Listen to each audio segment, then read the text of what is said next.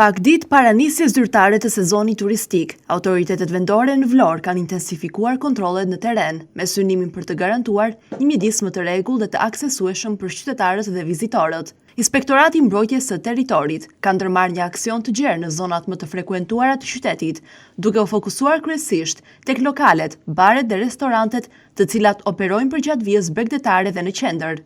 Sipas burimeve zyrtare, ky operacion nuk ka karakterin të shkues në fazën e parë, por synon ndërgjegjësimin dhe paralajmërimin e subjekteve për respektimin e rregullave në fuqi. Përfaqësuesit e IMT-s dhe policisë bashkiake po zhvillojnë takime të drejtpërdrejta me pronarët e bizneseve, duke informuar mbi detyrime ligjore dhe afatet e vendosura për lirimin e hapësirave publike. Në fokus janë veçanërisht strukturat e përkohshme, tendat e palicencuara, platformat shtesë dhe çdo element tjetër që zë trotuaret apo hapësirat e përbashkëta pa autorizimin përkatës.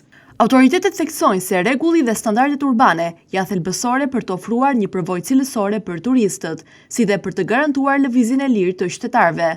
Në këtë kuadër, u është bërë e qartë të gjitha subjekteve se çdo shkelje e konstatuar mbas përfundimit të afatit paralajmërues do të pasohet me ndërhyrje të menjëhershme, përfshirë çmontimin e strukturave në kundërshtim me ligjin. Zyrtarët sqarojnë se qëllimi i këtij operacioni nuk është dëmtimi i aktivitetit ekonomik apo ndryshimi i fasadave të bizneseve, por rikthimi i hapësirave publike në funksion të komunitetit. Trotuaret dhe zonat e përbashkëta duhet të jenë të lira dhe të sigurta për këmbësorët, veçanërisht gjatë muajve të verës, kur fluksi i vizitorëve rritet ndjeshëm.